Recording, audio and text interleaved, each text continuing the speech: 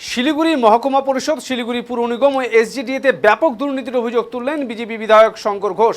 শনিবার সাংবাদিক বৈঠকে তিনি দাবি করেন, গত 15 বছরে এই তিন সংস্থাকে ঘিরে দুর্নীতির একাধিক চক্র গড়ে উঠেছে।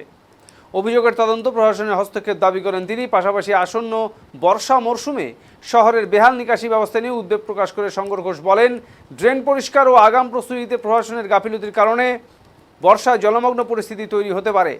প্রশাসনিক স্বচ্ছতা ও দুর্নীতির বিরুদ্ধে কড়া পদক্ষেপের দাবিও জানান তিনি।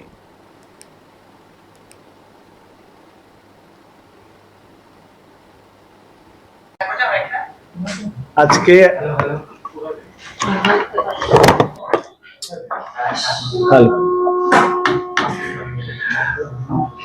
ধন্যবাদ আপনাদের সবাইকে।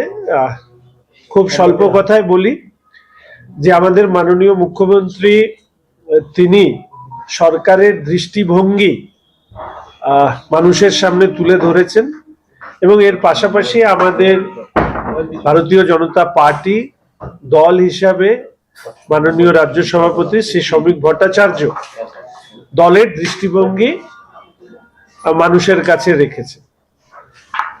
এর আগে আমাদের মাননীয় সাংসদ রাজু বিস্তা মহাশয়ের উপস্থিতিতে আমরা বিভিন্ন আধিকারিকদের সাথে একটি সভা করি। পরবর্তীকালে মাননীয় মুখ্যমন্ত্রী তিনি একটি সভা করেন দার্জিলিং, কালিম্পং, আলিপুরদুয়ার, কুচবিহার এবং জলপাইগুড়ির বিধায়কদের উপস্থিতিতে, এবং সেই সভায় তিনি বেশ কিছু নির্দেশিকা দেন। সেই নির্দেশিকা নিয়ে আমাদের বর্তমান জেলা প্রশাসন কি ধরনের কাজ করছে, আমাদের মূলত শিলিগুড়ি মিউনিসিপাল কর্পোরেশনে আমার বিধানসভা এলাকার অভ্যন্তরে, সেই নিয়ে প্রাথমিকভাবে মাননীয় জেলা শাসকের উপস্থিতিতে, এডিএম সাহেবদের উপস্থিতিতে আমরা একটা ছোট্ট রিভিউ মিটিং করে নিই।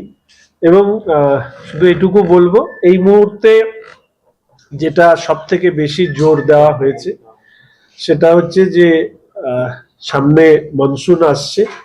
এই সময় শিলিগুড়ির পূর্বের যে অভিজ্ঞতা আছে বা ভারী বৃষ্টিপাত হলে শহরে যাতে জলজনিত সমস্যা তৈরি না হয়, এখানকার শিলিগুড়ি মিউনিসিপাল কর্পোরেশন, তার মেয়র সাহেব সহ অন্যান্য আধিকারিকরা আছেন, কমিশনার আছেন, ইরিগেশন ডিপার্টমেন্ট আছেন, তাদের সমন্বিত সবার মধ্যে দিয়ে এই বিষয়টি যাতে দ্রুত এর প্রস্তুতি নেওয়া হয়।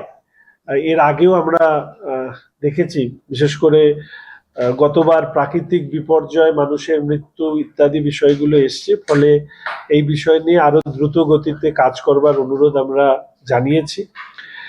দ্বিতীয়ত হচ্ছে যে আপনারা জানেন, আমি এটা বারবার করে বলি যে একসময় এই রাজ্যে হাইকোর্টের অবজারভেশন ছিল যে এই রাজ্যের শাসকের আইন চলে, আইনের শাসক চলে না।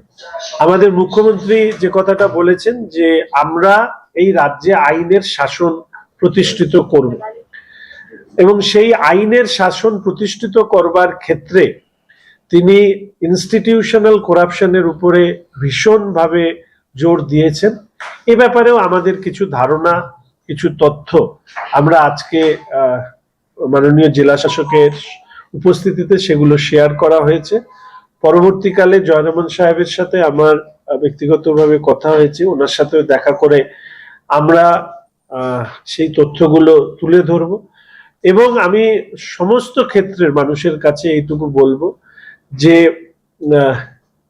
কেউ যদি ন্যায় করে থাকেন তাকে সুরক্ষা দেওয়ার দায়িত্ব যেরকম সরকারের, আর কেউ যদি অন্যায় করে থাকেন তাকে শাস্তি দেওয়ার দায়িত্ব হচ্ছে সরকারের।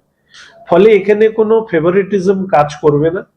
যিনি আইনের পথে, সঠিক পথে তারা কাজ করেছেন, তাদের ক্ষেত্রে অন্তত এই নিয়ে আমি বলবো যে অনেকেই নানা ধরনের মন্তব্য করেন, আমি শুধু বলবো তাদের কোনো ভয় পাবার বিষয় নেই যারা আইনসম্মতভাবে কাজ করেছেন। কিন্তু রিক্রুটমেন্ট, বিল্ডিং, কনস্ট্রাকশন থেকে শুরু করে বিভিন্ন ক্ষেত্রে বেশ কিছু অভিযোগ এসছে, সেই অভিযোগগুলো নিয়ে নিশ্চিতভাবে আমাদের মুখ্যমন্ত্রীরও নির্দেশ রয়েছে। প্রশাসনিকভাবে সেগুলো নিয়ে ইতিমধ্যেই তথ্য ইত্যাদি সংগ্রহ করা হচ্ছে। এক্ষেত্রে নিশ্চিতভাবে যা প্রয়োজনীয় প্রশাসনিক ব্যবস্থা প্রশাসন নেবে, এটা আমরা নিশ্চিত করতে পারি। তৃতীয়ত হচ্ছে যে আমাদের মুখ্যমন্ত্রীর পাশাপাশি আমাদের রাজ্যের সম্মানীয় সভাপতি তিনিও একটি কথা বলেছেন, প্রশাসনের কাজে সংগঠন হস্তক্ষেপ করবে